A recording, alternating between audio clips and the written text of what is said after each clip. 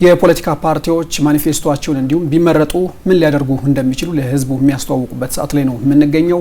ዛሬም የኢትዮጵያ ዲሞክራሲያዊ ህብረት አብሮን ቆይታ ያደርጋል። የፓርቲው ፕሬዝዳንት አቶ ገብሩ በርሄ ደግሞ አብሮን ቆይታ ያደርጋሉ። እንኳን ደህና መጡ። እኔም በጣም አመሰግናለሁ። ኢትዮጵያውን ካለችበት ከድጡ ወደ ማጡ የሆነ ችግር በሚል ለምሳሌ የተገለጸው በፕሮግራማችሁ ላይ የትኛው ዘመን ላይ ያለውን ችግር ነው የሚገልጸው የሚለውን አጥርተው እንዲገልጹልኝ ስለፈለኩ ነው። ለሁሉም ዘመናት ይገልጸዋል። ለምሳሌ 67 ዓመተ ምህረት ሰላማዊ ዲሞክራሲያዊ እንቅስቃሴ ስለማይፈቅድ ህጉ ወደ ጫካ ወጣን። ከድጡ ወደ ማጡ ያልነውም አንዱ እሱ ነው። ጫካ ወጥተህ ህይወት ለመክፈል የምትወጣው ሰላም ዲሞክራሲ በሀገር ስለሌለ ነው። ኢህአዴግም አሸንፈው ወደ ሽግግር መንግስት ሲጠራ መጀመሪያ ሽግግር መንግስቱ ተቀብለን የገባ ነው እኛ ነን። ነገር ግን ከሽግግር መንግስት የወንበር ድልድላ ጀምሮ እንደኛ መስዋዕት የከፈለ የለም፣ እንደኛ የታገለ የለም። ግን 26 እና ሌላ ወንበሮች ሲሰጣቸው አንድ ወንበር ብቻ ነች የተሰጠችን።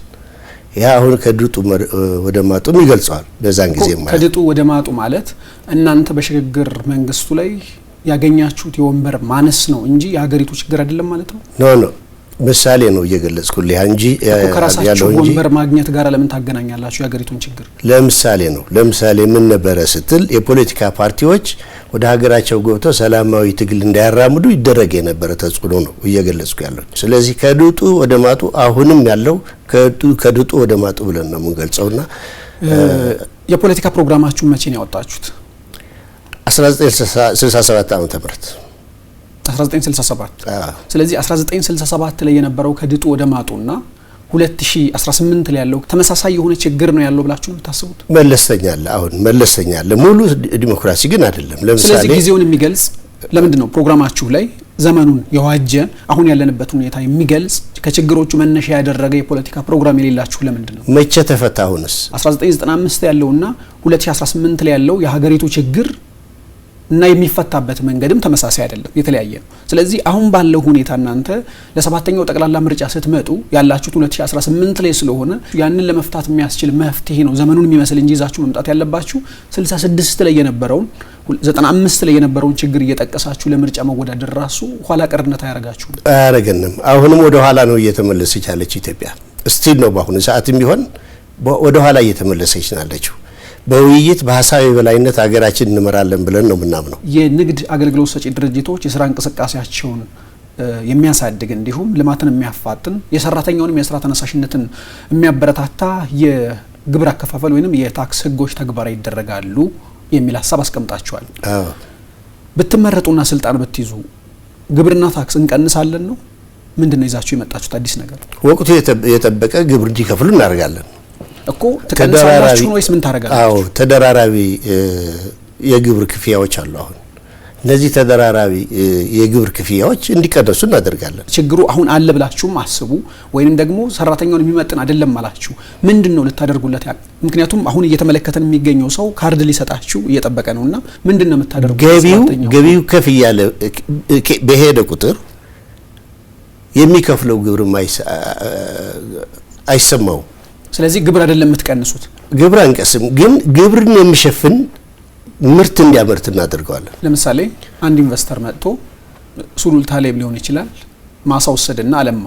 ካለማ በኋላ ከዚህ ቀደም ሲያለማ ከነበረውና እናንተ ወደ ስልጣን ስትመጡ ባቀረባችሁለትም ሊሆን ይችላል አመረተ ከፍተኛው። ስለዚህ ድሮ ከሚያመርተው የበለጠ ግብር ነው። ምክንያቱም የሥራ ግብር ማለት ባገኘው ልክ የሚከፍለው ግብር ይጨምራል እንጂ እንዴት ነው ግብሩ ሊቀንስ የሚችለው? ወይ እናንተ በፖለቲካ ፕሮግራማችሁ ላይ እንደገለጻችሁት ያከፋፈል ስርዓቱ ላይ ወይ እንቀንሳለን ወይ ደግሞ ሌላም ነገር እንቀንሳለን። በተዘዋዋሪ እየቀነስ ነው እኮ ያለ እንቀንሳለን። የገበሬው የታክስ ክፍያ እንቀንሳለን። የመንግስት ሰራተኛም ይሁን የግል ድርጅት ሰራተኞች አሉ፣ ከደሞዛቸው ላይ የሚከፍሉት የሥራ ግብር አለ።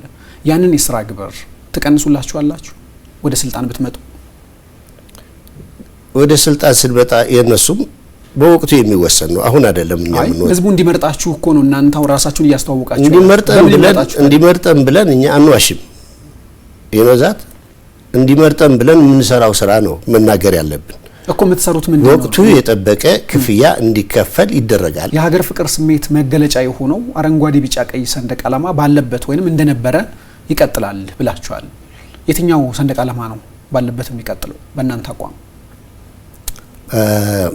የኢትዮጵያ ባንዲራ ብዙ ነው ያለ። አይ እናንተ ባለበት ይቀጥላል። አይ ነው ዛት ከብዙዎቹ ምን መርጠው ነው የምነግርህ እኔ አይደለም። የኛ ምርጫ ፕሮግራማችሁ ላይ ባለበት ይቀጥላል ያላችሁ ባለበት ይቀጥላል እያልን ነው። አዎ የትኛው ወደሚለው ኮላብራራልህ ስለፈለኩ ነው። 3 ቀለማት ገልጸናል። ያ ይቀጥላል ነው እያልን ያለ ነው። የኛ ሐሳብ ነው ይሄ እኮ። የሚቀጥለው የትኛው ነው? አረንጓዴ ቢጫ ቀይ 3 ቀለማት ማለት እነሱ ናቸው። አሁን ያለው አዎ አይደለም። አሁን ያለው ሰንደቅ ዓላማ አረንጓዴ ቢጫ ቀይ ብቻ አይደለም፣ ተጨማሪ ያለበት በፖለቲካ ፕሮግራማችሁ ላይ ያለውና እርሶ የሚሉት የተለያየ ሐሳብ ነው። ሆነም ቀረም ግን እርሶ የፓርቲው ፕሬዝዳንት ሲያብራሩት የድሮን አረንጓዴ ቢጫ ቀይ ኮከቡ ያልገባበትን የድሮ ሰንደቅ ዓላማ እንመልሳለን ነው የእናንተ አቋም። አሁን ባለው ሁኔታ ግን አሁን ያለውን የብሔር ብሔረሰቦችን አንድነትና በጋራ መኖርን ይገልጻል ብለው የሚያስቡትን ኮከቡ ያለውን በህገ መንግስቱ የተረጋገጠውን ሰንደቅ ዓላማ እንፈልጋለን የሚል አካል በሌላ ጎኑ ደግሞ አለ። ምንድነው የምታደርጉት? እሱ ወደ ሪፈረንደም እኮ ነው የሚመጣው። አንድ የሀገር ችግር እኮ ግለሰቦች አይደለም የሚፈቱት ወይ ግሩፖች አይደለም የሚፈቱት። ፖለቲካ ፕሮግራማችሁ ላይ የባንዲራ ችግርን በተመለከተ በሪፈረንደም ወይንም ደግሞ በህዝበ ውሳኔ ይወሰናል ለምን አላላችሁም? አቋማችሁን እኮ አስቀምጣችሁ። የራሳችን ማስቀመጥ አለብን መጀመሪያ። አሁን ባለው የክልል አወቃቀር ፓርቲያችሁ ያለው አቋም ምንድነው? ለምንድን ነው እንደገባን ዝም ብለን ከፋፍለን ለኛ በሚመች የምንመራው ማህበረሰቡ? እሱ ነው ጣጣ ያመጣው አሁን። ስለዚህ ይሄን አይነት ችግር ተዳፍኖ ቢቆይም ዋንዴ መፈንዳቱ ስለማይቀር ከመፈንዳቱ በፊት መድኃኒት ማበጀት ግድ ነው። ጠባብና ከፋፋይ የሆነው በቋንቋ እና በጎሳ የሚደረግ የክልል አወቃቀርን አንደግፍም ብላችኋል በፖለቲካ ፕሮግራማችሁ ላይ በግልጽ። ስለዚህ እናንተ ወደ ስልጣን ስትመጡ የብሔረሰቦችን መብት በሌላ በኩል እናከብራለን የሚል ነገር ደግሞ አስቀምጣችኋል። እስከ መገንጠል ከሚለው በቀር ሌላውን እንቀበላለን ብላችኋል። አንድ ብሔረሰብ ተነስቶ አይ እኔ ክልል መሆን አለብኝ ብሎ ጥያቄ ቢያቀርብላችሁ አይ በክልል በብሔር ወይንም በቋንቋ መደራጀት ከፋፋይና የሚነጥል ስለሆነ አንቀበልም ስላላችሁ ከላይ እዚህ ጋር መጥቶ ጥያቄ ሲያቀርብ ምንድነው የምታደርጉት? እንዴት ነው የምታስታርቁት? መጀመሪያ በቋንቋ የሚደረግ ክፍፍል አንቀበልም አላለም። ፕሮግራማችን ላይ የለም። በግልጽ ነው ቃል በቃል ገጽ 4 ላይ በፖለቲካ ፕሮግራማችሁ ላይ ቃል በቃል የክልል ወሰንን ላንብብሎት። የክልል ወሰንን በተመለከተ ጠባብና ከፋፋይ በሆነ በጎሳ በቋንቋና በሃይማኖት በሚከፋፍል መልኩም አይቀበለውም ብላችሁ አንድ ብሔር ጥያቄ ቢያቀርብ ምንድነው የምታደርጉት ነው? አንድ ብሔር ክልል ሁን ብሎ ጥያቄ ቢያነሳ የብሔረሰብ መብት እናከብራለን እስከ መገንጠል የሚለውን ነው እንጂ ሌላውን ሁሉ እንቀበላለን ብላችኋል። ስለዚህ ይሄን ሀሳብ መነሻ አድርጎ ክልል ይሆናል። ራስን በማስተዳደር ቋንቋ ባህሌ አሳድጋለሁ ራሴን ልስተዳደር ካለ ይሆናል። የፖለቲካ ፕሮግራማችሁ ላይ እኮ ከላይ በቋንቋና በጎሳ የሚደረግ የክልል አወቃቀርን አንቀበልም ብላችኋል። እንዴት አድርገው ህብረተሰቡ ነው የሚወስነው ነው እያልን ያለ ነው። እኛ ቋንቋ ስንል ህብረተሰቡ ነው ወሰን ያለበት እንጂ እኛ አይደለንም ነው። የኢትዮጵያ ዲሞክራሲያዊ ህብረት ፓርቲ ፕሬዝዳንት አቶ ገብሩ በርሄ ስለ ጊዜው እጅግ አድርጌ አመሰግናለሁ። ታንኪዩ። እኔም በጣም አመሰግናለሁ። ተመልካቾቻችን ስለተከታተላችሁን እጅግ አድርገን እናመሰግናለን። መልካም ጊዜ